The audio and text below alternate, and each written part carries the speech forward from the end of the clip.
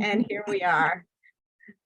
So welcome everyone. And we're going to be hearing from the FL Keys Hawkwatch folks tonight. And while we're waiting for folks to enter, would you tell us where you're viewing from and what are you seeing this week and where? Because we love to hear where you're watching us from. Anybody out there? I know we have 30 people, so there's got to be a few. I can't see the bottom bar here, Karen. Oh, there it is. Yeah, okay. Yeah, usually it shows up when you move your cursor. Oh, okay. Okay, so Margie saw the yellow green Vireo today on Lido Key. How exciting. Mm-hmm. And we have Carolyn Primus joining us from Sarasota, from the Meadows. Hi, Carolyn. She's my buddy just across the way. All right. That's what I thought.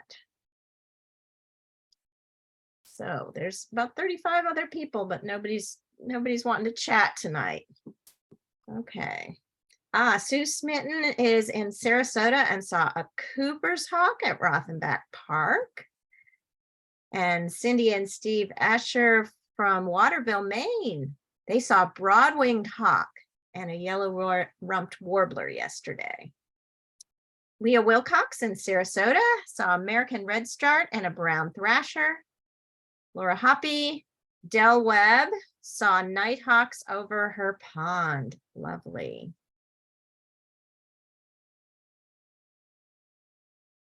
All right. Well, it looks like we're stabilized here. We've got our, we're ready to start, Jean. So yeah, I can do a few housekeeping things before we start. The usual, it's a, we are in a webinar. So if you have questions, please put them in the Q&A if you have questions for the speakers, and that helps us at the end to keep track. But if you do put them in the chat, we'll find them as well. Chat is for any questions for me or something going on with the meeting. And Jean will lead a short meeting, and then we'll hear from Mariah and Luis from the FL Keys Hawkwatch. So I will leave it to you, Jean. Hi, everybody. Nice to see you for the last one of our official general meetings for the year. I think we did, Karen, I don't think we published the results of the election in April. But I can tell you that of the people who attended our meeting, they were provided with a survey, a ballot, and 41 responses. 40 of them supported the slate of officers as presented, and one person did not. They did not give any reason, but they just said no. But in any event, the majority rules. So you have me again as president. We're welcoming Andy Schneider as the treasurer, beginning in all of these offices are effective on the 1st of June. Catherine Young as first vice president, Lynn Jacobitz as second vice president, Mary Heinlein as secretary. So those are the 5 elected officials that you elected. So thank you for your support. And we look forward to working with you next year. But here we are at the end of this year. And I have to say, it's been a very, very interesting year. We have, we don't know exactly what the final tallies are, but at the end, by the end of this month, the end of May, I'm sure we will have broken all records for visitors at the Nature Center and visitors on the boardwalks. Because right now they're trending much higher than last year. Wow. And we also know that we have more members than we had last year. So that's really wonderful.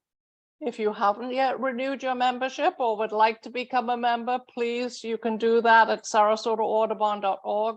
But we're very grateful for the hundreds and hundreds of you who have renewed for directly to us, by the way.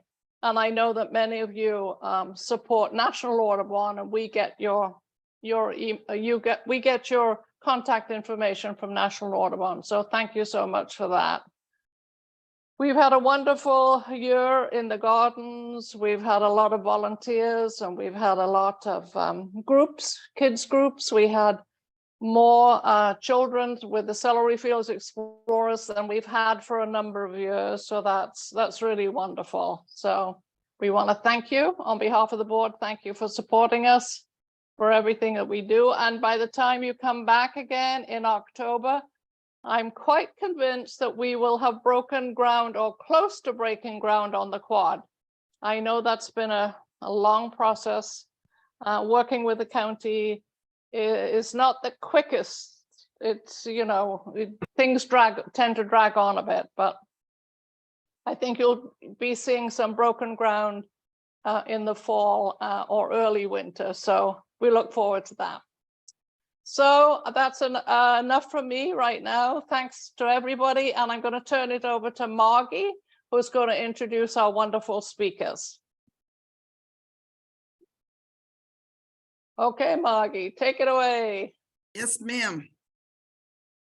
So I'm thrilled, both personally and representing Sarasota Audubon, to hear about the Florida Keys Hawkwatch with Mariah Heinrich and Luis Glees. Is that how you pronounce your name, Glees? So I'm from Colombia, so we pronounce Glees. Glees, okay. That supposedly is a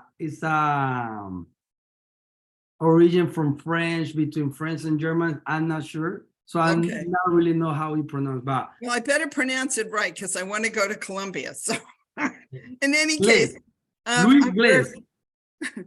Glees. Okay, so we're thrilled to have Mariah and Luis here to talk about their work in the southernmost hawk migration monitoring site in the whole continental United States. So it's located in the Florida Keys. At Marathon, it's played a very important role for more than a decade towards understanding raptor populations by continually tracking the movement of birds as they prepare to cross the Florida Straits and the Gulf of Mexico into the Caribbean and South America. So Mariah is an avid naturalist from Port Charlotte, Florida, and she's passionate about all things wildlife and nature, and that's usually where you'll find her. Through her and Luis' tour company, which please make a note of this, it's called Wood Stars Birding and Nature Tours. They love to share their passion with others. So when she's not guiding for birding, she's spending fall seasons counting at the Florida Keys Hawkwatch and conducting field research with Avian Research and Conservation Institute. She's also the birding manager for Phone Scope and photographs all of the wildlife along the way. And Luis Eduardo Glees is a naturalist from Colombia, where he grew up exploring the country. In his homeland, he fell in love with nature, and that's when he became fascinated with birds. He's currently living in Miami, and that's where he's a member of South Florida's birding community. He's dedicated much of his time in recent years to counting hawks on the Florida Keys Hawkwatch, and also volunteering at Cape Florida Banding Station on Biscayne Bay. He's a founding member of Valley of the Colors, which is an organization focusing on developing ecotourism in Colombia and Florida and coordinating with bird tracking agencies. So from Miami, he leads tours to North America, the Caribbean, and Colombia. He's bilingual and will be an asset, I'm sure, in developing our Spanish-speaking nature lovers. And right now, Luis is guiding a Spanish-speaking birder in the Everglades, right? And Mariah is in Port Charlotte for a day or two before she's off to Indiana. So take it away, both of you. Oh, okay. Hello, everybody. Hello, everybody. Oh, Thank you for having us. We want to talk a little more about the Florida Keys Hawkwatch, which is, as mentioned before, the southernmost monitoring site in the country. And Mariah and I, we've been spending at least the past 3 years together doing the count. And we gonna talk some basics first. I don't know. Let me start sharing my screen real quick. I am screen sharing. Okay. Can you see it? Perfect. Yes. Yes. So right here we are seeing the Florida Keys Island change. Actually, this video we took it last week and a half coming back from Yucatan from a birding tour. And so to start about talking about the Hawkwatch, we're gonna talk some bases to understand what we do at the Hawkwatch. So what is migration? So we in Florida are really used to this concept since we have so many friends or family that come from the north that we what we call the snowbirds. So we know the migration is the seasonal movement of any living creature. So understanding that at the Florida Keys Hawkwatch, Trying to go to the next screen. There we go. Sorry. so what do birds migrate? So there is a lot of people think that, as I mentioned before, the main reason for migration is the weather. When they get cold up north, we may think the bird just flew down for that reasons, and it's not like that. So there's two main reasons that make birds migrate, and one is food sources and reproduction. So in the winter time, when the cold arrives and there's no mosquitoes, there is the food source is scarce, birds tend to migrate south. Depending on the species, very good as far as they can. And in spring, the motivation of migration is reproduction. So birds that spend the winter in the southern hemisphere or southern places tend to come back to the boreal forest or northern woods to reproduction, because that time of the year is more food sources, so it's better for reproduction. So what is the next one? Going. Okay. Okay, so we know birds have been migrating for forever, but it wasn't until recently that we started observing them for scientific and observing and tallying them for scientific purposes. But many people today, birders especially, admire the birds of prey. We watch and look at them in awe, but that wasn't always the case. Many years ago, I know these pictures are hard to see, but less than 100 years ago, state and federal agencies would pay people to shoot these birds of prey out of the sky. They were considered pesky and vicious raptors, and they would put a bounty on their head. So I'm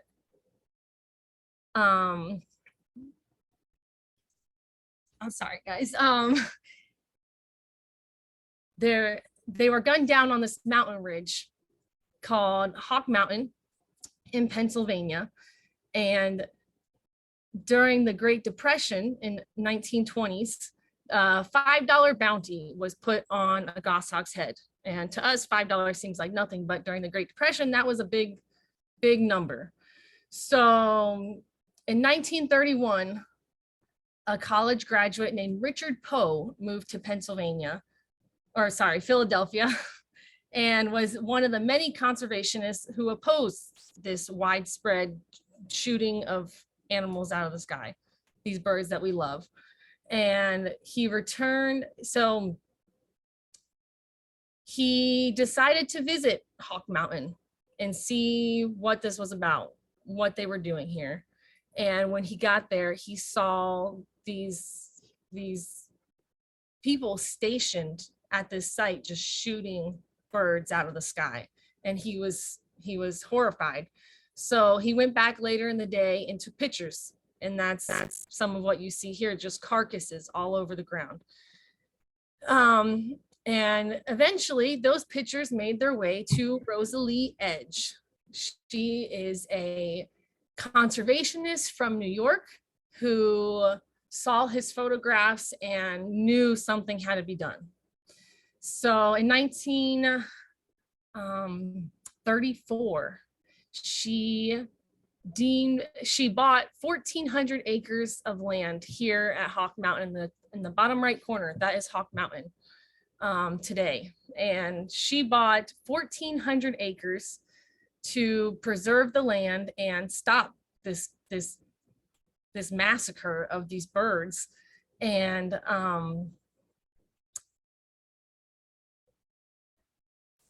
she ended up hiring a warden to protect it, and his name was Maurice Brown. Him and his wife, Irma, they've watched the land and made sure there was no more of this shooting, and the shooting stopped immediately.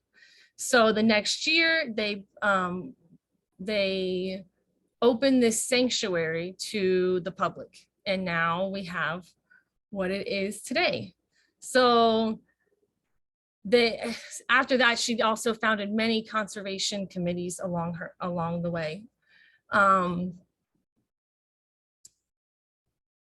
The history of this mountain, really, it set the foundation for raptor migration, because if they didn't stop shooting here, who knows what would have happened. I mean, this was, instead of killing dozens of daily, we started protecting them and preserving their land. And today, Hawk Mountain has grown to over 2,600 acres and is the oldest and largest raptor conservation program out there that is raising awareness and educating the public. So this was a momentum, you know, after Hawk Mountain, from that time to modern era, we've been seeing the explosion of hawkwatches throughout the country. And you can see on the left side the map of the North America. We can see how in the northeast of the United States, you can see that each red dot is a monitoring site.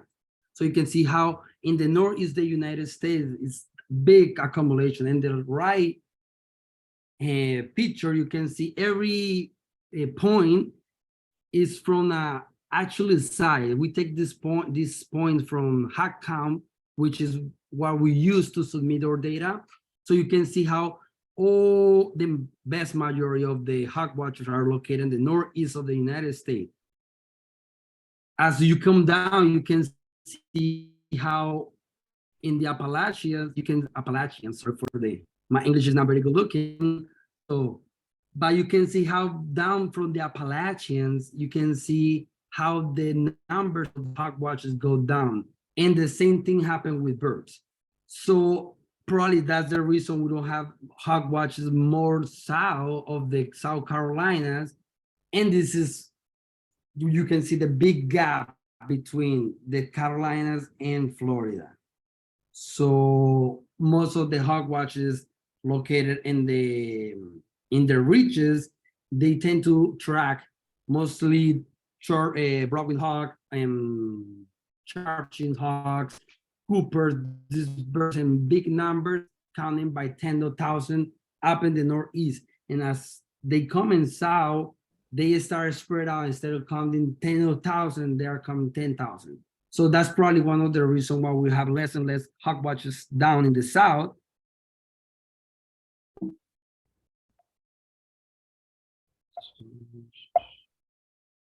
And actually, I don't know if you guys can see right here, the point in the North Florida by I'm sorry, I don't know what just happened. No, not Jacksonville, is San Agustin. There is this hawkwatch, Guana. I'm not sure if I'm pronouncing it right. Guana. And unfortunately, this project was voluntary and they stopped doing it. So we have this, we used to compare with them, have a little mirror to know what is So nowadays, like how those cities was happening north from us, we check K-May Point and Cap Tepe, which is two coastal sites, probably one of the most known coastal migratory sites in the eastern coastal United States. So those are the two sites that we are now they like looking to see what is coming. So it will be, we're hoping that Guyana can come back. We have so much thing to do right here in Florida in terms of migration. So we're hoping to have more and more hawkwatches coming in the peninsula. So. And with that, so without all this conservation work that has been done by Rosalie Edge and many others, who knows if we would be here today at the Florida Keys Hawkwatch. So how did our project begin? In 1989, single raptor migration counts were organized on Boot Key, which is a tiny little island. It's now closed to the public, actually. It's about 4.5 miles southeast of our current site. They were conducted there, and Wayne Hoffman, who was with the National Audubon Society at the time, coordinated these single day counts for several years. And they brought huge attention to the Middle Keys because they counted over 1,500 birds in a single day in 1991, and then 1,003 the following year.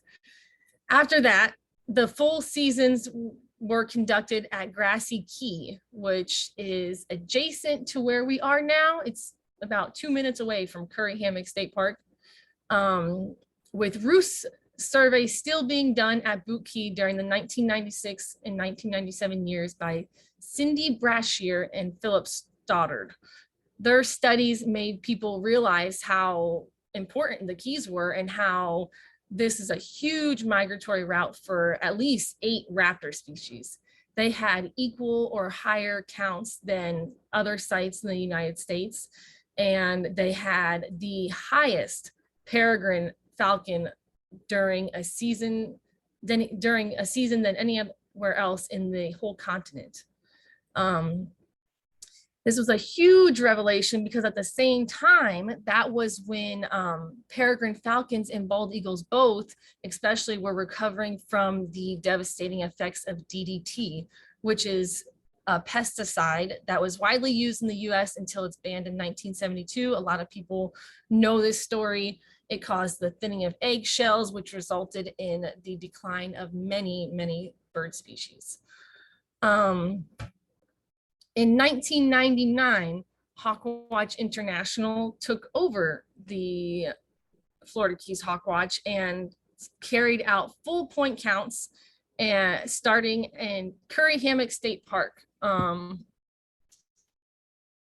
Actually, right here where you can kind of see the platform right there, but that was the older platform. It's a little bit bigger now. So they did that, organized by Casey Lott, until 2008. For 10 years, we had full season counts.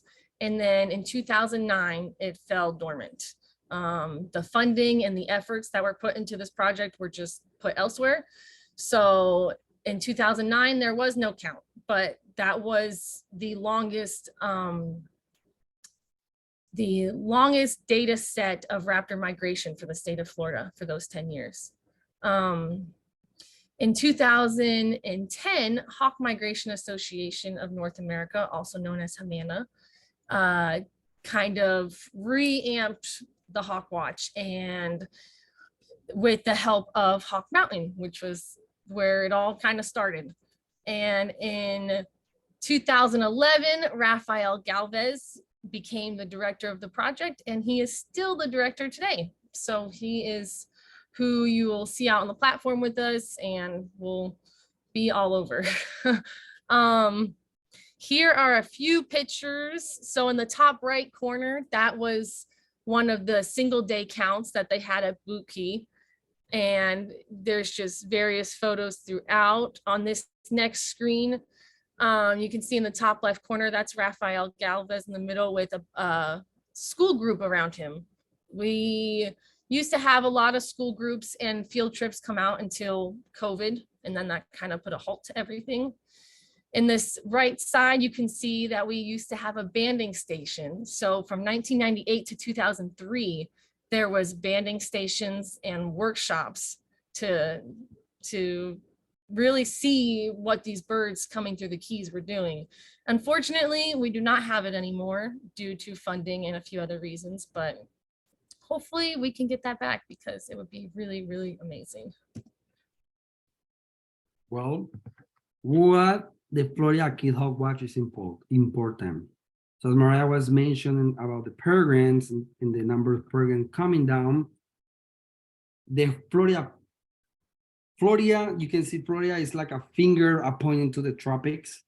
So most of the birds, especially birds in the Atlantic flyway, you can see now in the screen, you can over the North America map, you can see the 4 different flyways we have in the United States. The Florida Keys Hawkwatch is influenced by the Atlantic flyway and the Mississippi flyways. So we have more influence of the Mississippi flyways as long as we have more northwesterly wind, which is made the best time for the hawkwatch in general. The wind push birds into the funnel of Florida when they passing, coming down from the Appalachians, trying to go over the Gulf Coast. So if the northwest wind push birds into Florida, they don't have any other option. They just keep going south. So that is one of the reasons Florida Keys Hawkwatch is so important. So we are located in the south, in the Keys, as we can see down here in the southernmost part of the peninsula. Actually, the Florida Keys is most like the Caribbean for birds. When birds are coming here, they pass the continental, if you want to call it like that, the mainland of Florida. They found the Keys as the Caribbean. And also when you go to the Keys, you can see the tropical hardwood hammock, which is a classic woods in the forest in the Caribbean.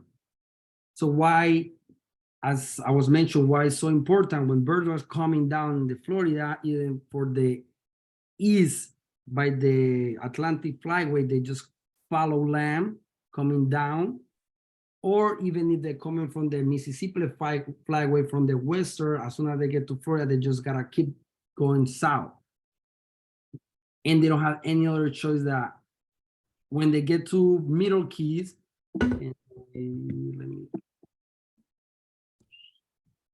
and the Three Narrows. When they get to our side, which is the star in the island chains in the middle of the Keys, when they get to this point, depending on the species, they have to make a decision, or they go over the Key, follow the island chain that run from northeast to southwest. Most of the people think that the Key just follow north to south, but no. The Key chain goes through northeast to southwest. So birds take the decision of follow as much as they can the island change and then jump from Key West to Yucatan. Or birds, especially falcons, they feel powerful, or osprey, they say, I'm just going straight over Cuba. Or birds that are going to the northern of South America, they just go over the Caribbean, the main islands in the Caribbean, Cuba, Dominican Republic, and then in the Lesser Antilles, and then finalize their journey in the northern South America. So keep talking about why our site is so important. We are the most biodiverse hawkwatch in the United States. We count 19 species of hawks. And we are, even though, let me click right here, Mississippi kites are not significantly important in the eastern United States, the Florida Keys Hawkwatch is the only eastern hawkwatch that have triple digits Mississippi kite. So that give you a little importance for this population that passed through here. on the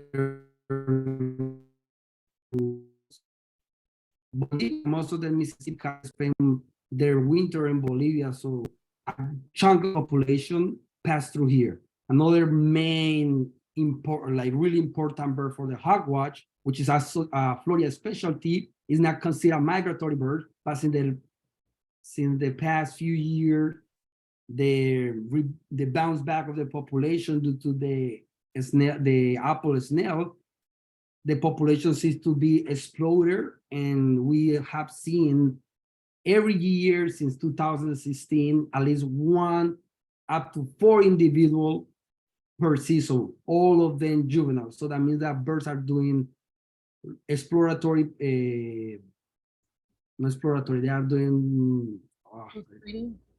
yeah, post-breeding dispersal. Thank you.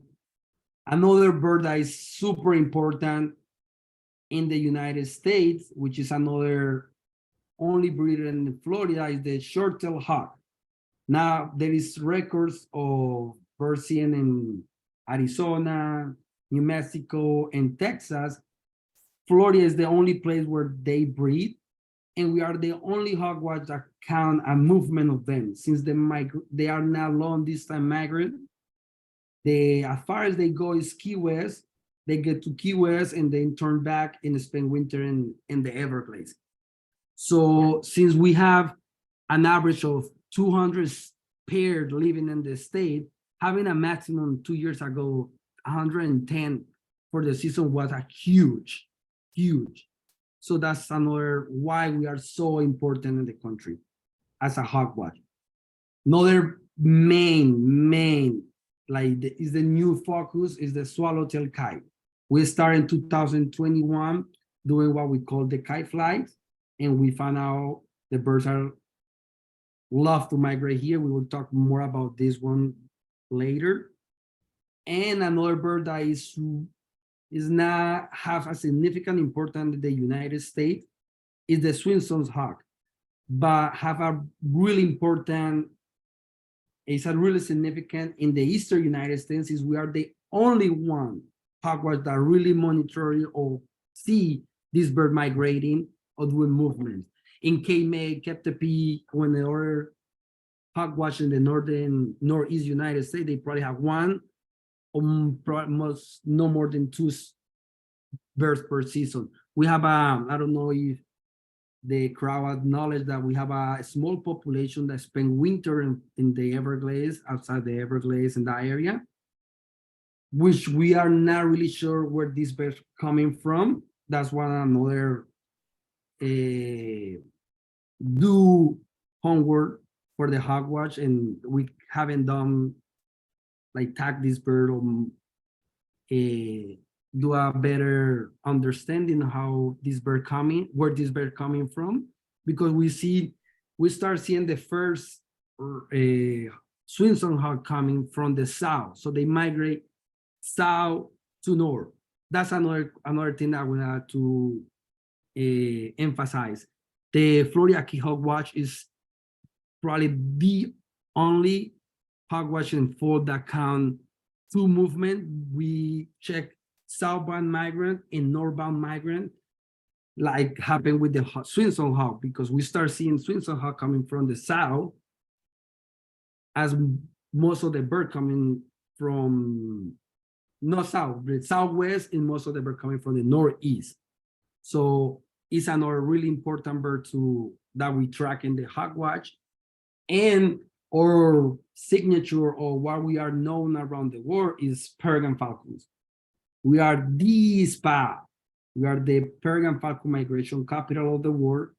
We earned this title since we started doing the count regularly in the early 2000s.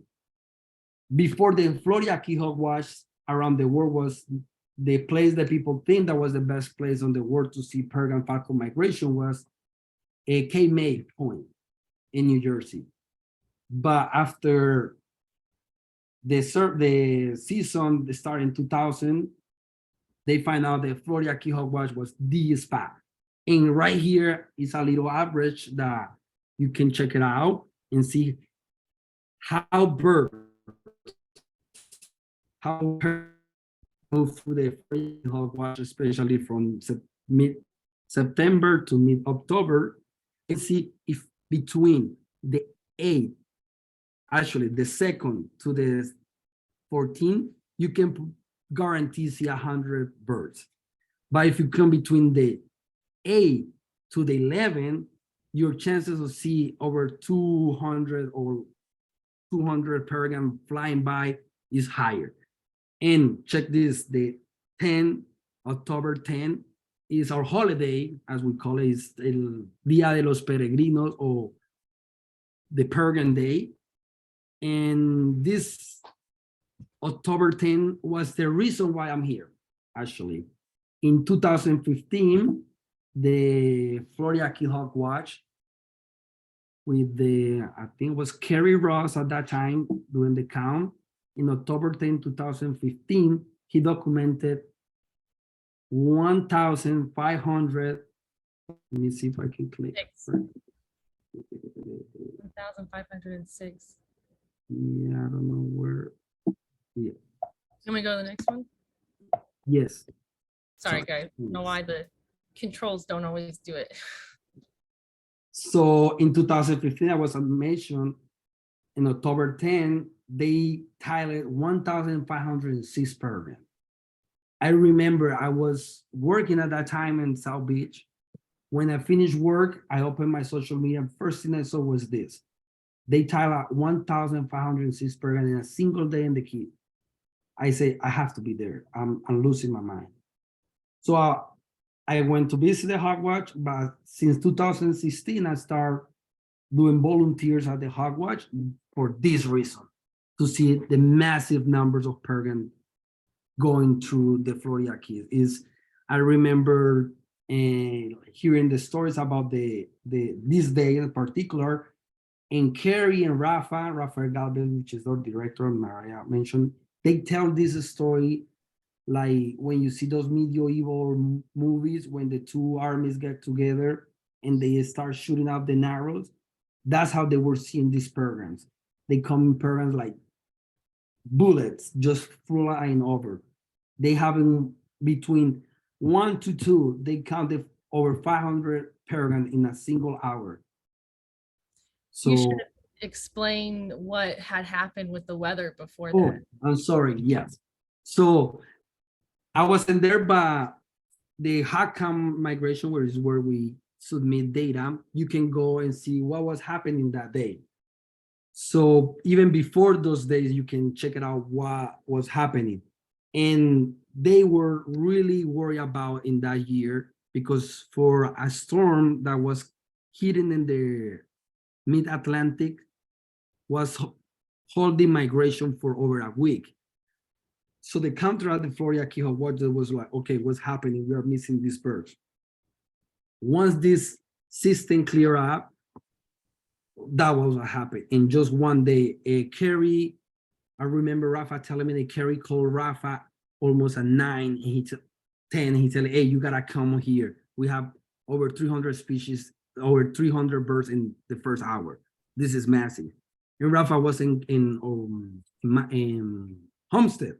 He dropped all over to the Keys, and they count birds until last light. That was probably the 506. Actually, there is a video on YouTube if you guys can go and see.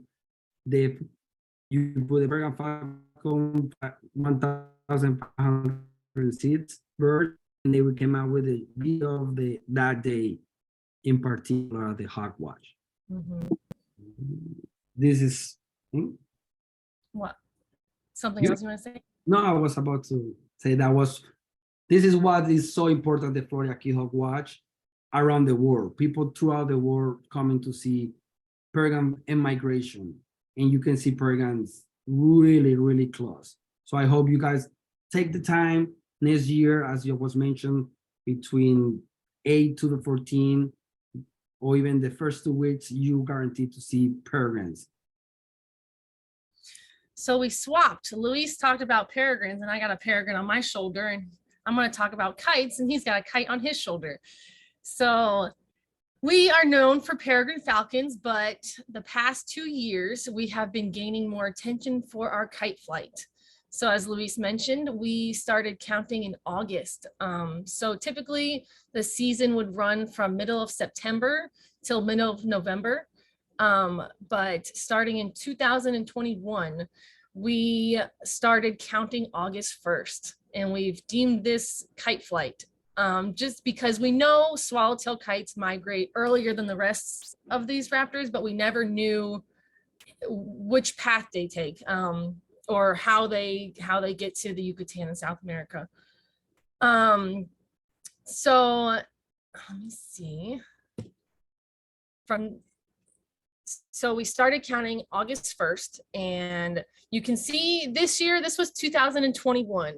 We had quite a bit starting in very early in August, and it just kind of fluctuated. The graph, it was all over the place. And we were like, it's going to take a good 10 years to have a good set of data to see how these birds move and why they move and when they move. But we were just ecstatic to have 1,619 at the end of the season compared to just a couple hundred prior. But you can see here that Ecologists are stunned. They've confirmed that Sorry. ear ringing is I'm sorry, I was trying to send the link. I saw someone asking for the link. I'm so sorry, it's me. I was trying to send the link for the group chat. Sorry. that's okay.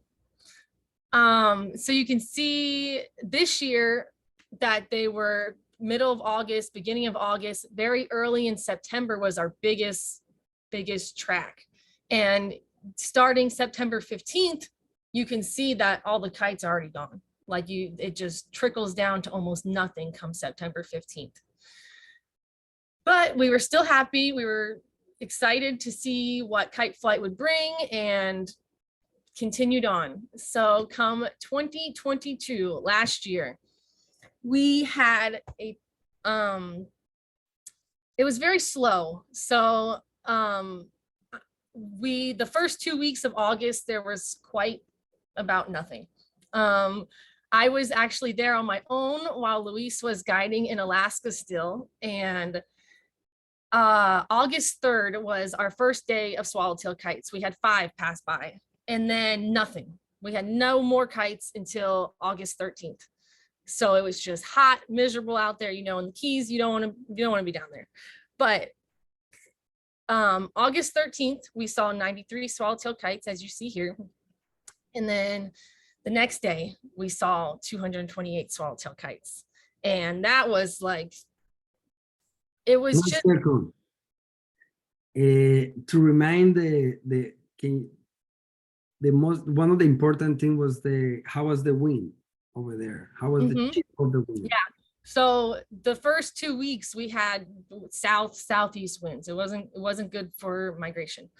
Come the 14th, the winds changed, and it was northwest winds, but it was very, very light. Like there was no breeze at all. The no-see-ums are eating you alive. You're sweating. It's very hot. Like weather. Very hot weather, but that is what the swallowtail kites love. So I am happy to sit out there and sweat and deal with it because it was incredible. So the 14th, it was really weird actually, right? Starting on the 14th, right around 4 o'clock in the afternoon was when these birds showed up.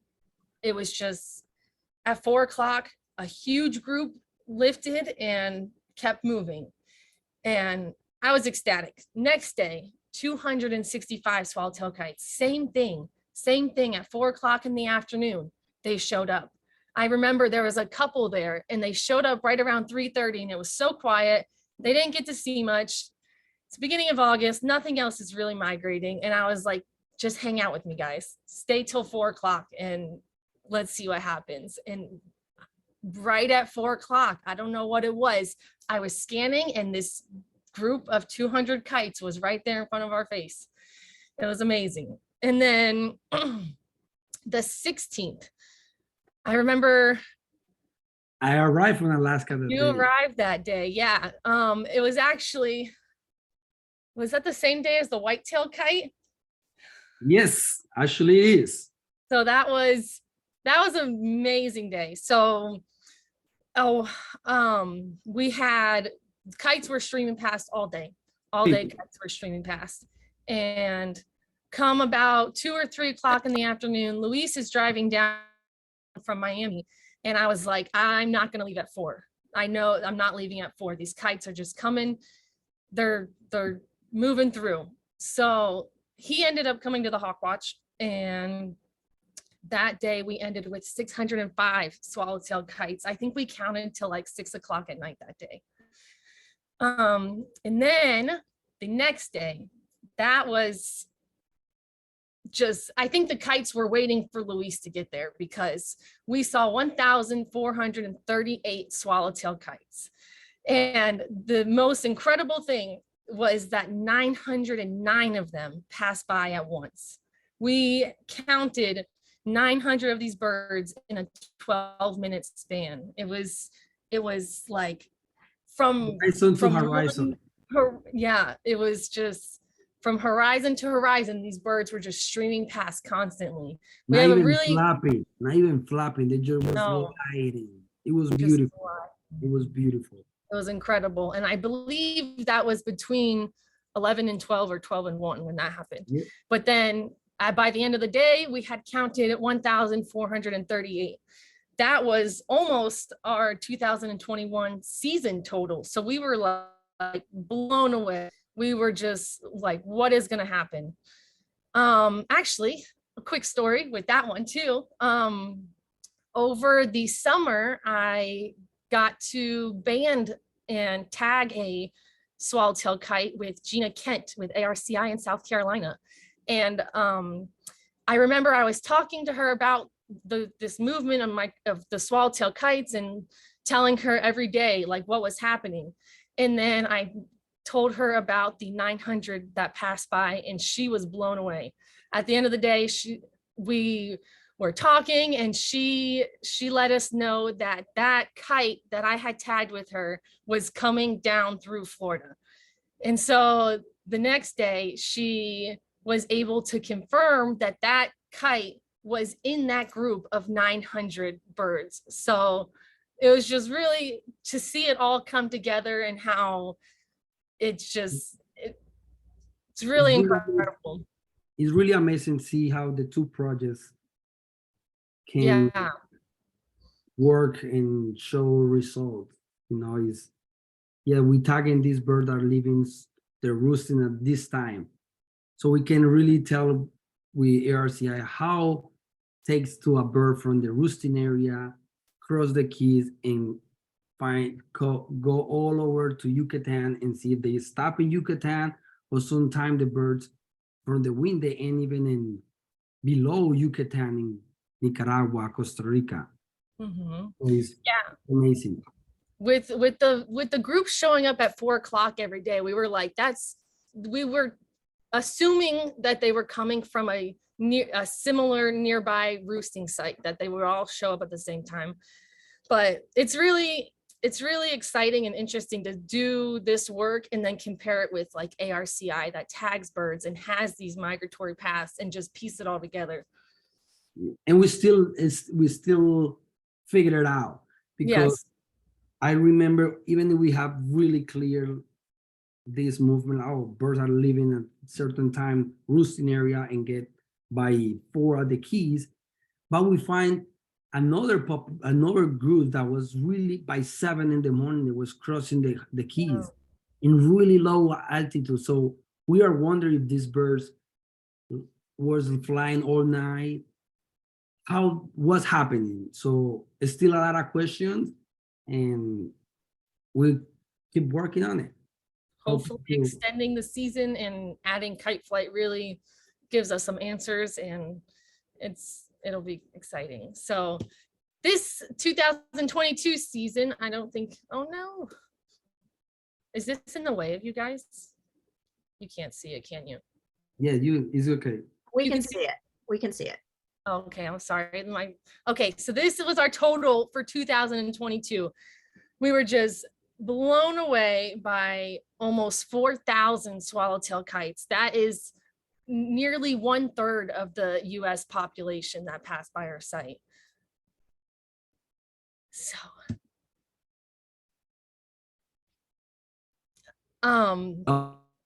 It's a topic that I love. And probably you guys in Sarasota are loving it too today, since you guys have a rarity showing up their yellow-green vireo. You're gonna show up to John Casco, I call it John G. You find another rarity. So right here in the another main reason why the Florida Keys Hawkwatch is famous or important also is the rarity. We are, as I was mentioned before, we are the Caribbean. Birds see us as the Caribbean and the Keys. And we are all like the Caribbean in terms. You can see birds that are regular occurs in the Caribbean, like a Bahama swallow. We got in 2020 during Mariah's birthday also. And there were 3 of them crossing the side. Another bird that is been breeding even in one of the places we do monitoring, which is Long Key State Park. The Key West quail duck breed in the park. And we have the suspicious of thick-billed vireo, which is in the top left corner. These birds is also breeding in the park, in Long Key State Park, because in 2019 in August, I was going around doing some errands for the Hawkwatch. When I was coming back, let me go bird in Long Key.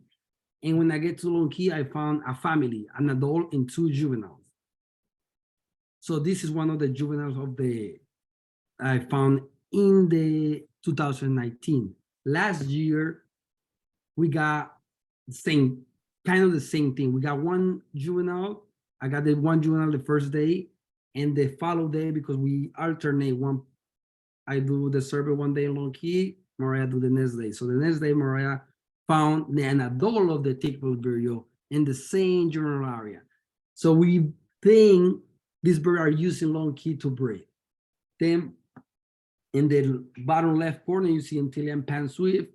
That is, if I don't believe, it's only 2 records in the United States. And we find one, not the Hawkwatch, but at the golf course in Marathon during the Hawkwatch. I was my day off and I decided to go check out different places, and I found this in September 30, which is that bird spent almost 2 months in the Keys. And another bird that we found in 2021 during Mariah's birthday, October 13 also. I can show up that one. So if you are in Florida, you want to have the chance to see a rare bird, you should go October 13 to the Keys. In October 13, 2021, in Long Key as well, I found Senaida dog. The bird is still hanging out for months in the place.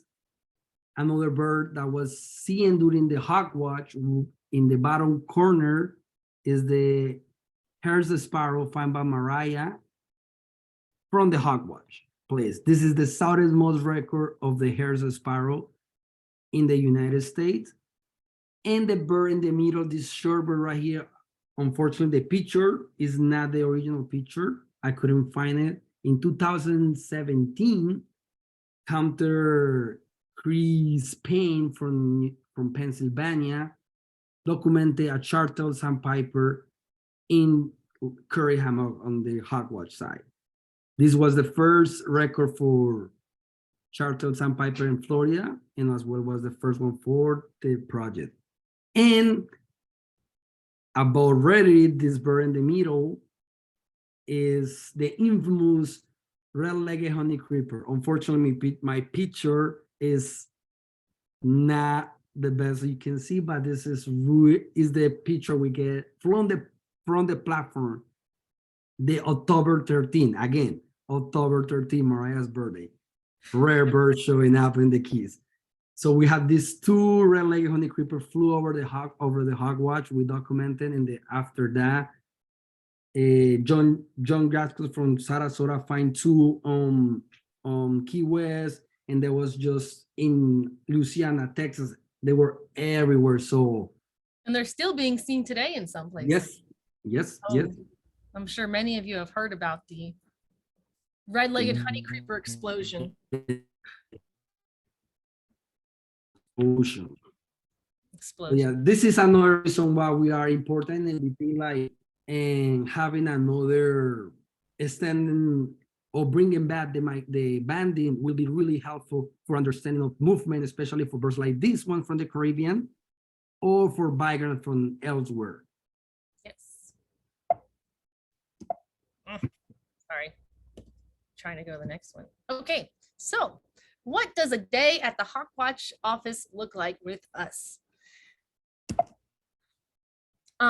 So as Luis mentioned, we count or we see other birds too. So we count everything with feathers. Although our focus is raptor migration, we will count anything with feathers. We start our day at Long Key State Park. One of us. One of us, yes. So usually there's at least two of us for the project, and one of us will start at Long Key State Park before sunrise and do a transect count. As you can see in the bottom right corner, the Golden Orb Trail. If any of you have been to Long Key State Park, you have probably walked this trail. It is a mile long, and you go through 4 different habitats. So it's really incredible for migration and any rarities that show up. And then we open the Hawkwatch. yes. Actually, one of us is already at the Hawkwatch. So once we finish the transit count at Long Key, you will go to the Hawkwatch, where somebody already is. We count at Curry Hammock State Park. As you can see here, this is the sign. This is what it looks like when we're counting. We have our sign out there. And if you're the peregrine falcon migration capital of the world, you know, a day for us. These are our sheets. We keep track of, I'm sorry, let me start. The person that opens the Hawkwatch, they also get there early and do a transit count around the park, so we know what birds are there. And then we jump up on the platform at 9 o'clock and we start counting. We scan the skies. Every hour we take weather data. So we take the we take the weather, such as the wind direction, the wind speed, the temperature, whether it's raining. All of that is important for the overall picture. And here are some clickers. So we use these counters to count, and every hour we write them down on these data sheets you see here. And one thing, we're still using the same protocol that was used since 1999. One of the other things that we unfortunately have been able to do is update or do digitalize or count. When the most vast majority of the Hawkwatch in the country do nowadays with tablets, we're still doing old schools. So just a cool. So as we mentioned, every hour we take the weather data and we write down the raptor species. But in addition to the raptor species, we also keep track of all other avian species that are flying by. So anything we see fly by, we count it, we tally it, we mark it down, we write it down. And then at the end of the day, we enter it into a database called hawkcount.org. That is accessible for anybody. If you're interested, you can go on there and you can see our numbers from the day, from the year, for past years. You can see any Hawkwatch that participates on Hawk Count. They will have their information and data on there. On the top right, that's our sign that we have up on the platform that we update every day. And then these are just some pictures of us hawkwatching. And the bottom right was when Phoebe's birding group came down and joined us. So now that's kind of a quick overall of our day there. We could go on forever about how to identify a raptor. We could write a book on how to write a raptor or Yes. how to identify a raptor, but hawk watching is different. So we're going to do a quick, very quick. Unfortunately, I have to go real quick, guys. Unfortunately, I don't know if one of the hosters mentioned I'm on a current guiding a tour, and I have to go and guide with the Owly Night. So, but let me go quickly through this. So, Broadwing hawk, Burios.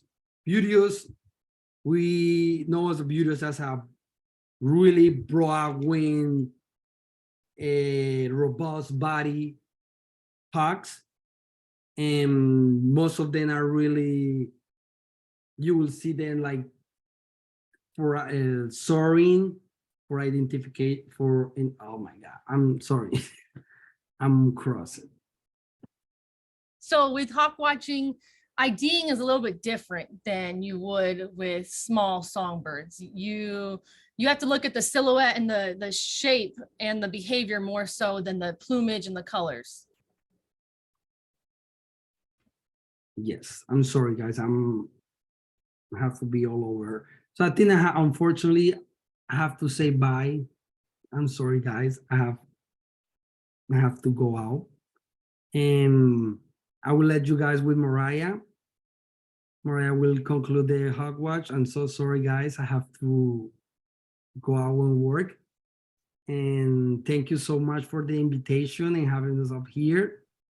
I hope to see you guys down on the Florida Keys Hawkwatch. And you guys are in really good hands with Mariah. And thank you so much for everything. And I have to say, I don't know how I can. You can just leave the meeting. Thanks, Luis. Yeah, no, thank you so much. And I'm so sorry. No worries. Bye. Have a great evening. Thank you so much. Bye. Okay. We'll let you finish up, Mariah. Yeah, we're almost to the end here. We know it wasn't really about IDing raptors, but we just wanted to kind of go over how hawk watching, it's not color and things like that. You really gotta, Luis likes to say, it's like you don't know what your mom's wearing that day, but she's walking away from you. You know her walk. You know how she walks. You know her attitude and her behavior. It's the same thing with hawk watching. You pay attention to the shape of them, their silhouettes, their behavior, how they flap their wings. So Sharpshin and Cooper's hawks are very, very similar. They can be tough to distinguish, but you can kind of see here with the Cooper's hawk, they have a very large head. It's protruding past their shoulders, and they have a T-shaped body, we like to say, with a long tail. And the Sharpshin in the bottom right has a small head. You can see it's below like the shoulders. It's compact, it's small, it's shorter, and they do flap differently. It's hard to explain how they flap without actually seeing it. Falcons, we are known for our falcon flight.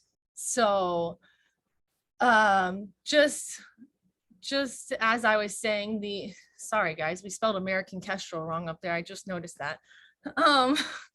As I was saying, the flap is different. So we like to say an American Kestrel, they flap like a banana, like you're peeling a banana.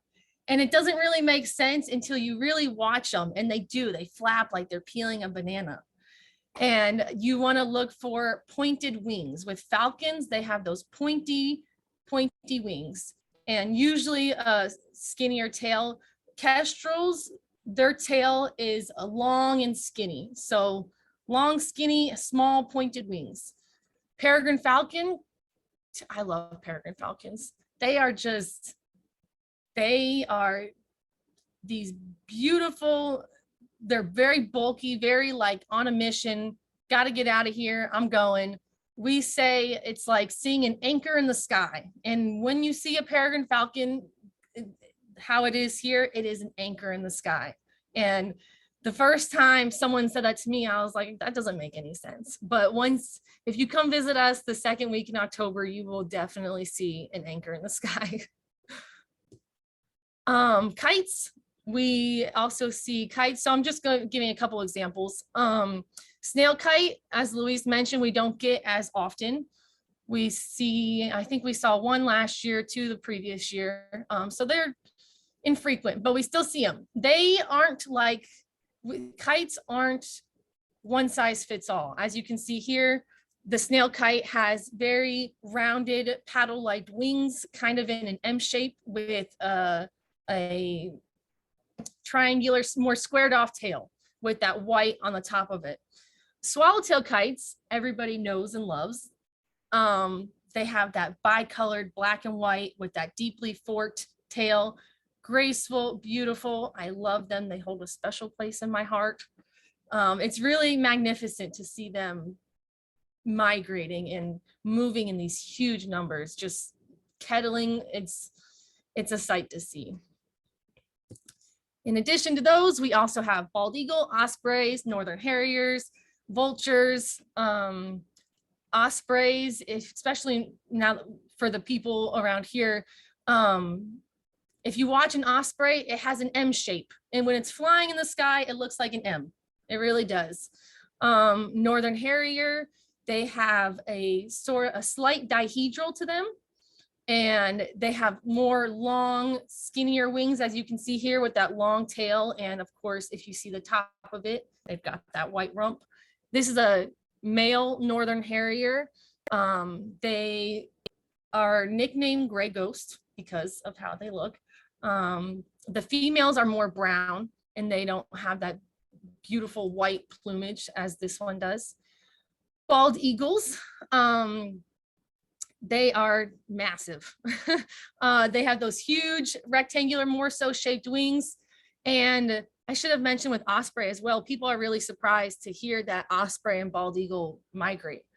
Because we have them all the time, we always see them, but they really, the behavior is different. Going back to behavior, you know, they're high in the sky, they're gliding, they're just they're on a mission, and they're not stopping, they're not getting low, they're just going.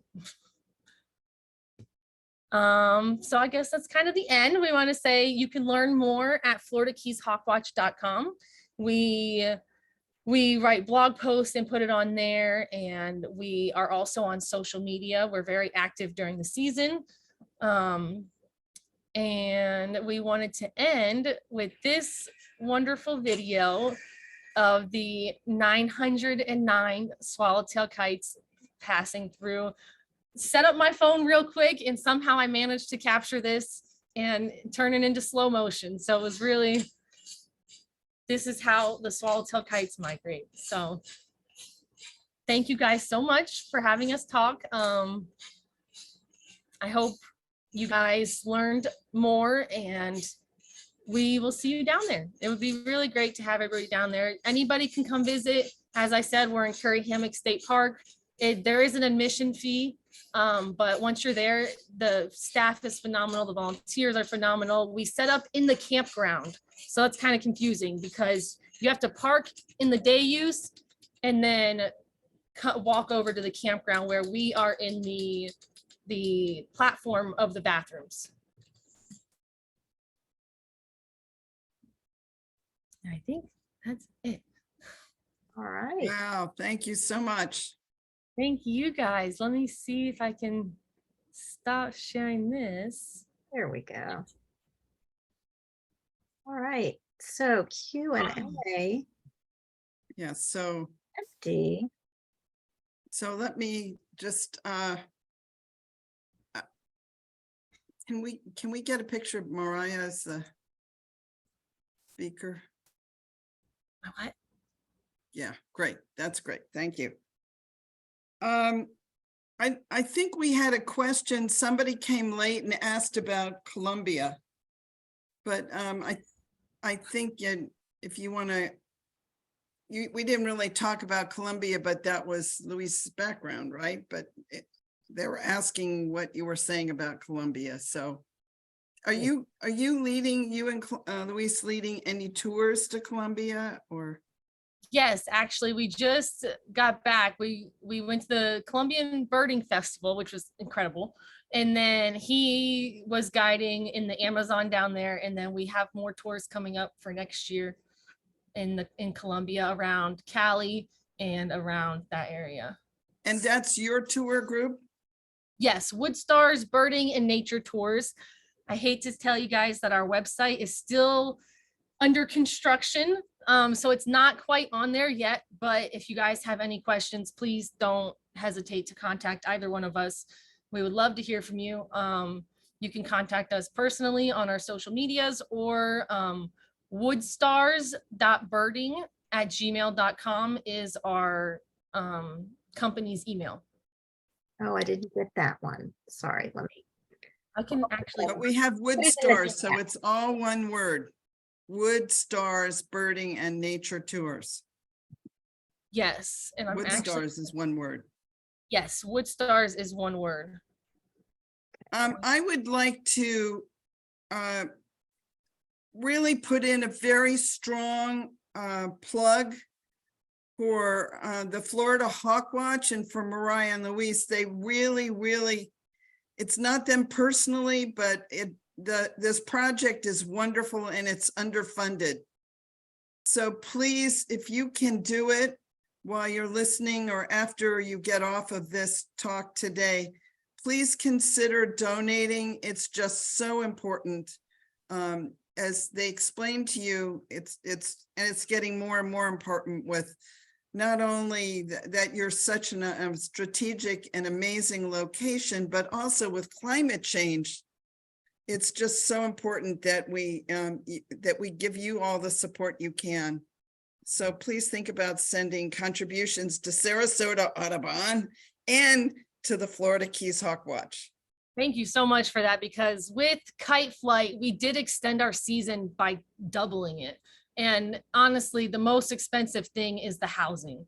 So Yeah. housing in the Keys, as everywhere now, is just skyrocketed, 60, 70 times. And it's a Right. lot. So we have, Mariah, can I ask a question? Sorry, Karen. go ahead. If people wanted to go down to the Hawkwatch, where would they stay? What is the nearest key that has a few motels or whatever? Where would that be? Marathon. Yes, that's a great question. Marathon, Florida. It's right in the middle Keys. It's a great place for birding too. It's great because you're literally in the middle. So you go an hour to Key West and an hour to the northern Keys, and we can tell you all the hot spots and all the places to go for the birds. So Okay. Are the burrowing owls still at the airport? we have not had burrowing owls at the airport in a long time.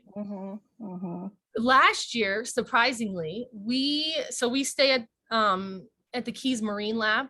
We had a burrowing owl around that area.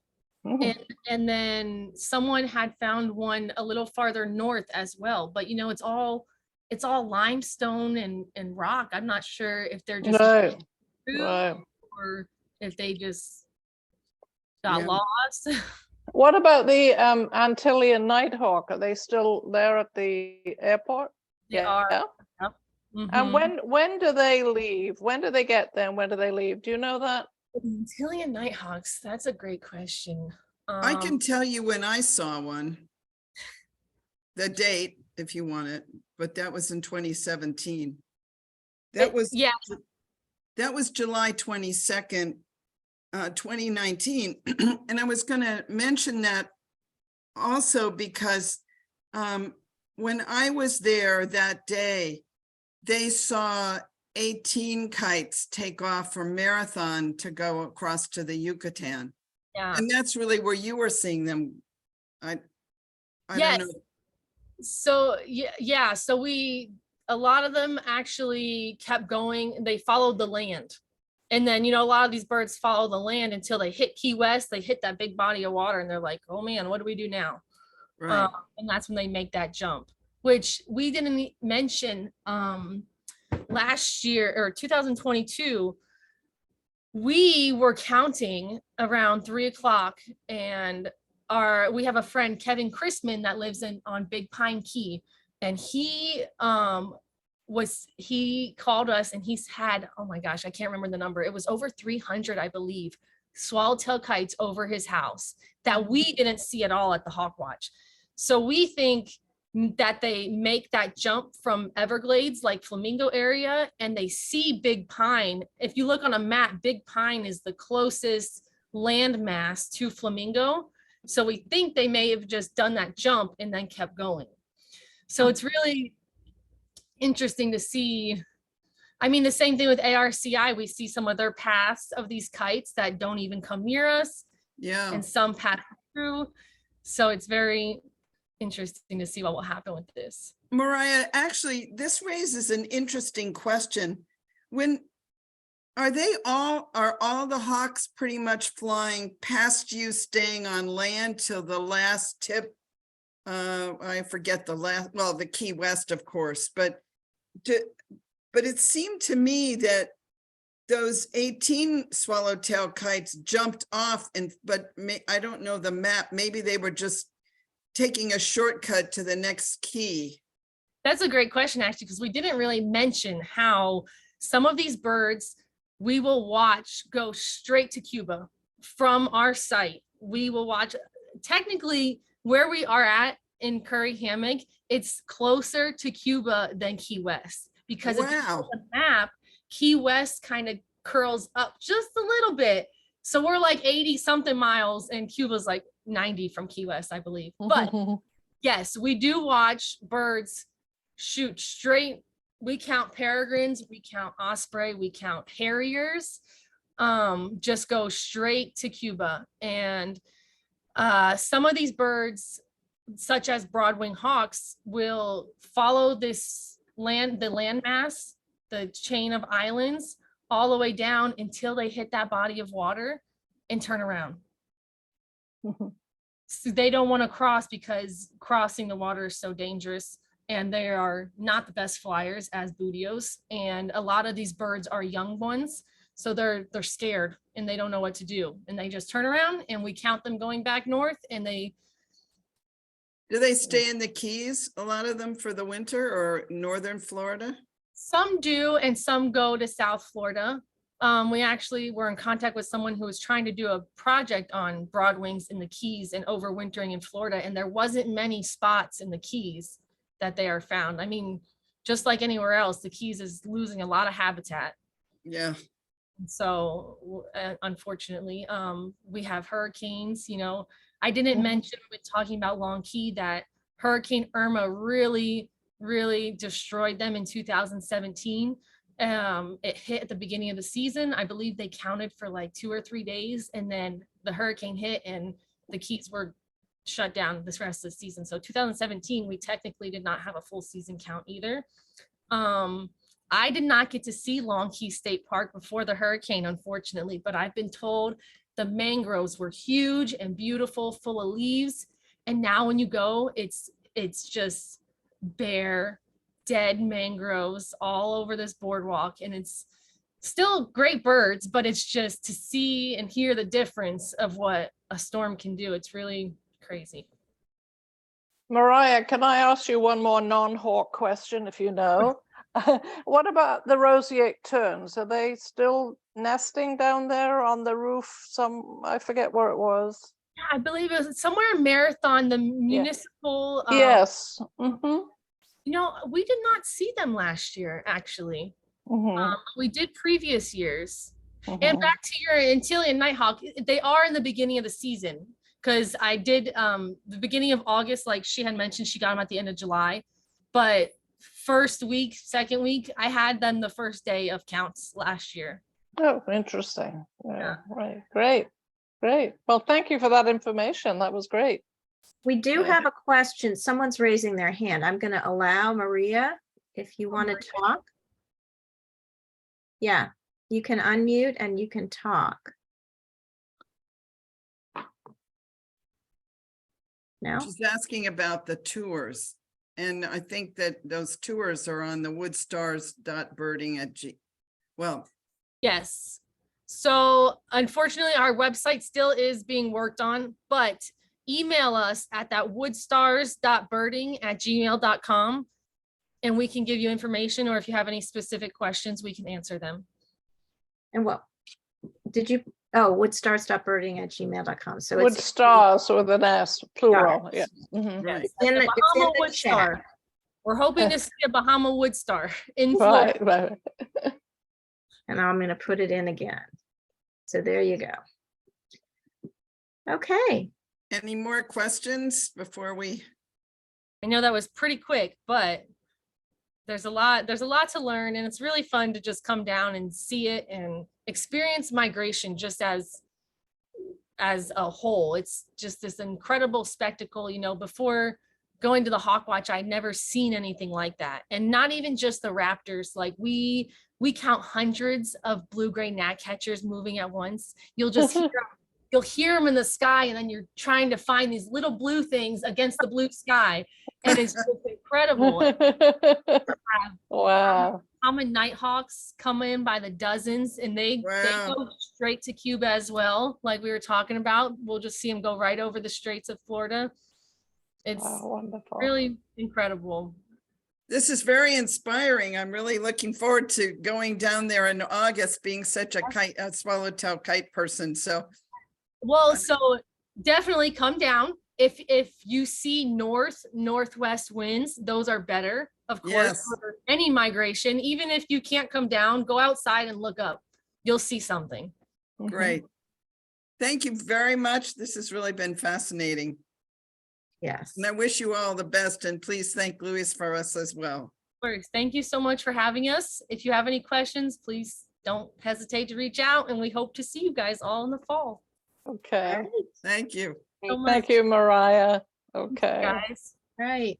And this is our last meeting of the year. Of the season, but I think, Karen, we may be, well, we'll definitely be in touch with our members over the summer, whether by e-blast or we'll see, Margie, if we could if you could conjure up another speaker, maybe in August or so, that would be Sure, fun. I'd be happy to do that. Yeah, so let's give that a whirl, and but we want to keep in touch with all of our members, and have a wonderful summer, everybody. And for those of you who are staying in Florida, you now have no excuse. You've got somewhere to go, down to the Keys. Oh. So there you go. right. Okay. Okay. Good night, everybody. Good night. Bye. Thank you. Take care.